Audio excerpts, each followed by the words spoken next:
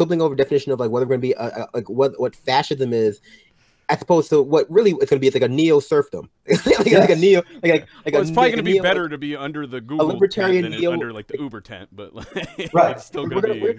I mean, we're all going to be working, 18-hour days, 22-hour days, like mining for cobalt in the Comcast, Amazon, Google mines. Yeah.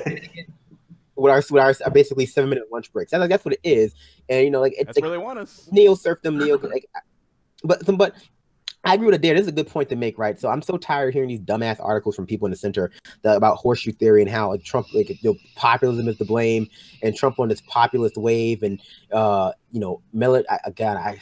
speak French. I took French in college, but I can't pronounce it. But Mélenchon. Yeah, Mélenchon was like, his supporters were actually supporting Le Pen because populism is populism. It's like, first of all, you reveal yourself to be uneducated when you call ethno-nationalism populism. Not only do you reveal yourself to be uneducated, you reveal yourself to live in to be a neoliberal, right? And so ethno-nationalism is different from populism. Although, again, populism is not even really like an ideology. It's a governing strategy / organizing tool in the same way that you would say, in a lot of ways, anarchy in some of its manifestations is not like an organizing tool. It's about acephalous organizing. Same with like populism. It's about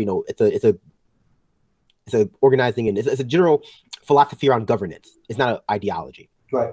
Anyway, but like this desire to conflate the far left to the far right in terms of, well, you see, the far left, they blame the bankers for putting us all into wage slavery and debt slavery, and for basically having the bankers and the billionaire class for putting us in a position where basically everyone is living paycheck to paycheck. And the people on the right, they blame the Mexicans and the Jews and black people and women and SJWs for doing it. I can't tell the difference.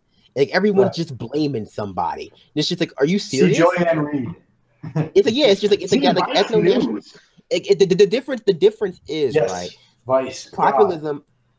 Populism, as it's not necessarily intended, but like when people mean it colloquially on the left, is the idea that the state should, function in the best interests of everybody or the majority of people and not serve the oligarchy, right? And just because the right sometimes adopts a critique of the state and then uses that critique transforms that critique of the state into some sort of critique of globalization and minorities and etc.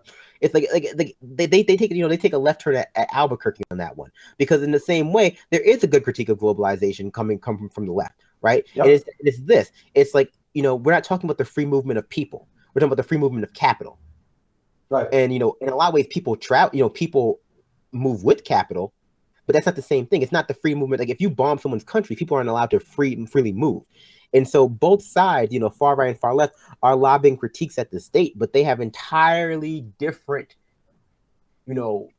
prescriptions for how you solve those problems. And to pretend as though they're basically the same because, in your uneducated mind, you could theoretically see some shallow similarities, is just, you're being disingenuous. Like, I don't know, or maybe you're being disingenuous on purpose. I mean, Joanne Reed went to an Ivy League school, has worked with people who have probably told her, "Hey, you know what? Your hot take's wrong," and yet she's continuing her hot take for a reason. They're being disingenuous because they're paid to be disingenuous.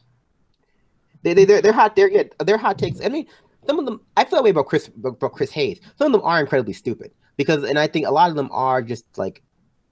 Some of them are purposely obtuse, like Chris Hayes, and I think maybe Rachel Maddow. And some of them are just greedy, and some of them are just, they've drunk the Kool-Aid. I think Joanne Reed has drank the Kool-Aid. I think a lot of them are actually dumb. And let's talk about let's explore that. Okay. Oh yeah. There's a huge conflation, like you said, with populism and ethno-nationalism, and let's look at that deeply. Let's use Vice News as a great example, because Vice News absolutely dropped the ball on this. I enjoyed working with them in Philadelphia as much as I could. I absolutely have nothing but disdain for them right at this moment. They said how to speak like a populist, and the people that they put on the front were Le Pen, Trump, and Duarte over in the Philippines. That is not populism. Popularity is not populism. Yep. Populism in red, scary font with squiggly underlines and a menacing background logo that looks vaguely like the Communist Party's logo is it's neoliberal propaganda, and it's the most American kind of propaganda I have ever seen in my life. You have to understand what it is and what it is not. And we have to stop giving into this garbage fear. You're so worried that a true populist like Bernie Sanders is going to come along and, stop your company from making $80 billion a year, that your corporate overlords are you're no longer going to be able to get to that 1% of 1%, that quote-unquote American dream that you have. Get the hell over yourself. Well, I mean, I just want to say really quickly. I want to say quickly that there is Tamron Hall, Joy Reid, and Melissa Harris Perry all at MSNBC before the 2016 race got underway and really took off and all that stuff.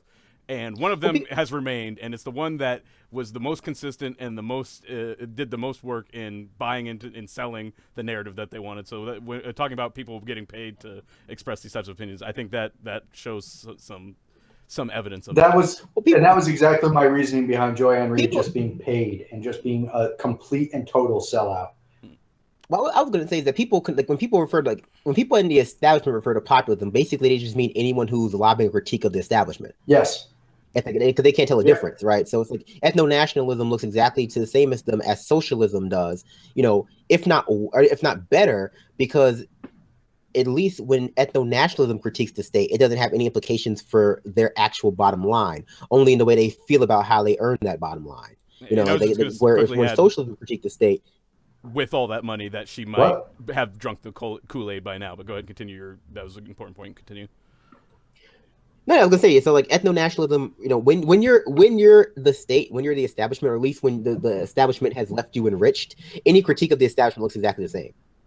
And I think that's when we can talk about the difference between big P populism, if that's a real thing, or little P populism, if that's a real thing, which probably not either.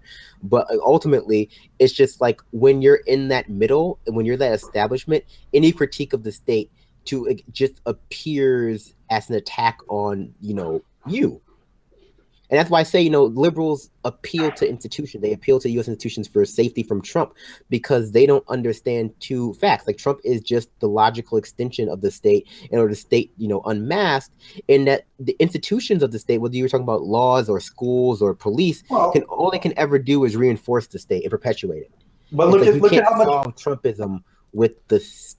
You can't solve Trumpism with the FBI, with the CIA, with the police. Especially in the black left, we've all been failed by those institutions some point of our life. Yeah. So it's a lot easier for us to easily not have any faith in them than it is for some people who might have been saved or protected by those precise institutions. Of course, because the state were never meant for people of color. Not a single institution in this country was ever meant to actively protect people of color. Not a single institution in this country was ever meant to actively protect LGBTQIA plus folks. Not a single institution in this country was made to protect anybody but cisgendered white folks and cisgendered landowning white men in particular. But that's what I say. I'll interrupt you. I know I'm not supposed to do that. But here's the thing: not even them sometimes. And I think we've seen in the past 10 or so years is that every so often the middle class white, et cetera, becomes sees that the state is not even really there to protect them.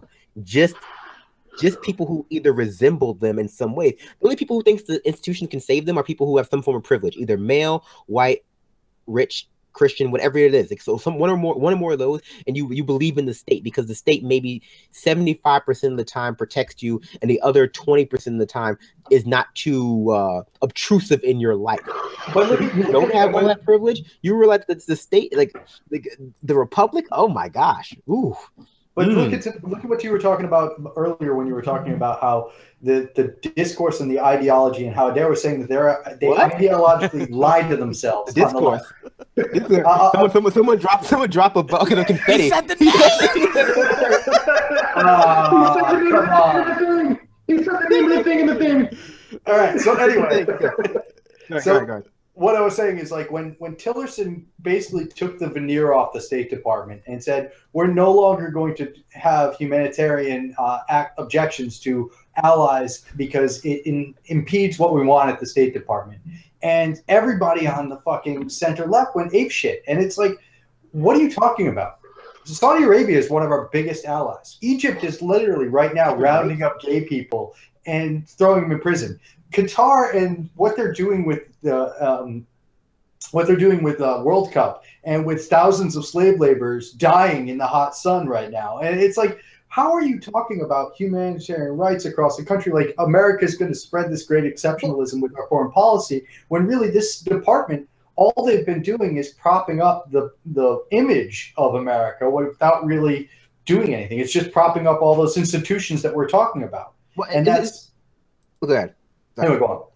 No, I'm sorry. No, I was just rambling at that point. Institutions, like, just from institutional theory, can only ever serve to reinforce the underlying ideology that created them. They can't deviate from that. Like, that's just not how they work. The office of the presidency cannot be an anti-imperialist thing.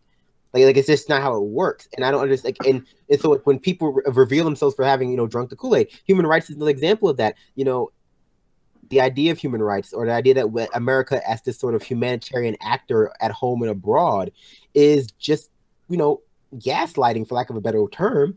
In order to justify American imperialism at home, at home, because it's neo-colonial, black sites, but whatever. Abroad, there's two arguments: self-defense and imperial and human rights, which I guess is then self-defense of other people. But that's going back as far as colonialism has, as like saving brown people from themselves. It's just like, that's what human rights is. We have to save, the people in the global south, the people in the east, people in Africa, people in South America from themselves. They cannot be allowed to self-govern because they will violate human rights. And we have these conversations. And the way in which we enforce human rights, instead of like actually building these structures of, like these long-lasting infrastructure where people can actually exercise some agency, and it's like still solving water crises in Syria, solving education crises, or militia crises in the Congo. All of these problems that could be solved with like long-lasting actual nation building. Instead, we just bomb the shit out of them, and we do it by justifying. Remember, okay. For great example, how was the first Gulf War justified? First Gulf War. Like, people, like Iraqis were going into maternity wards and killing newborn babies in their mothers, in their crib. Incubators. It was incubators. They were taking them out of incubators and throwing them on the ground. That was obviously a lie. It came out that was a lie. No one went to jail for it. How was one of the narratives surrounding the second Gulf War, Iraq invasion of Iraq? Well, look how they treat their women. It's like this narrative of white people having to save brown people from themselves or other brown people. Is the undercurrent of imperialism and the undercurrent of, and that's what we call human rights. But I do want to switch topics. Quickly before we move off that topic, I just wanted to mention that Morning Joe had Condoleezza Rice on there, and they kind of touched on this about, and Joe made the point basically that perhaps the people in the Middle East, just their culture isn't, they can't handle democracy. Their culture isn't ready for it. They're basically too savage. And Condoleezza Rice had to push back against it. And so, to her credit, she was like, that's I strongly reject those types of arguments that suggest that it's a cultural issue that's got like there's a whole lot of reasons that people in the Middle East and us, we don't get along. The fact that they're cultural is at the core of it. Go ahead. It's called material conditions. Like this idea that you can separate out the culture, quote unquote, of the place from their material conditions is such claptrap, and it was something that was debunked in the early 20th century by anthropologists and other people. The idea that, the reason they're so backwards is because they lack the inherent biological or cultural or social fortitude that Westerners have, and we have to go in there, we have to show them how to do things. It's like, the reason why is because you've been siphoning wealth out of their countries in the form of strip mining for about 100 years now, right? Right. But you know, but it is what it is. She didn't know much about the Middle East, but she knew a lot about Russia, and even she thinks it's kind of ridiculous what's going on with Russia, how the investigation into Russia and all that stuff's been going on. But go ahead and continue, and then we got to transition, like Brandon said. Okay, yeah, it's 15 minutes, and then what? Then we're done. Why? Clock stops. Hour and a half. We will keep going until we're done. We're going to transition to Betsy DeVos and Bethune-Cookman in a second, but so let's have John to make the last point. Well, what I was saying is about, you know, this whole idea of democracy. It's like Middle East had democracy in my lifetime. I mean, in 1979, they overthrew a democratic election, and I mean, you see that all across anywhere where we're forcing our imperialism on other countries. We take democracies, dismantle them, and put in strong arms and strongmen. I mean, and so it's like, how can you make that argument that they're not ready for democracy whenever they do make a democratic or populist decision, we overthrow it? Like, that's not. Well, their democracy has to agree with us, or it's not democracy. It's basically what it boils down to. Right. That's called anyway. But you know what else? Turkey women had the right to vote in Turkey way before they did in other parts of Europe. Yeah. The Turkey had female judges before parts of Europe. Like, it's this idea that like these places are inherently backwards by nature of who lives there. But like, you know, but pointing to individual actions that was indicative of that. Same with North Korea. Like, anyone who doesn't know the history of the Korean War doesn't really have, you know, business going on TV advocating that the leader of North Korea is crazy. Right. But or that I do more want to people get transition to talk about, or a higher percentage of people get thrown in jail for smoking pot in America than do in North Korea.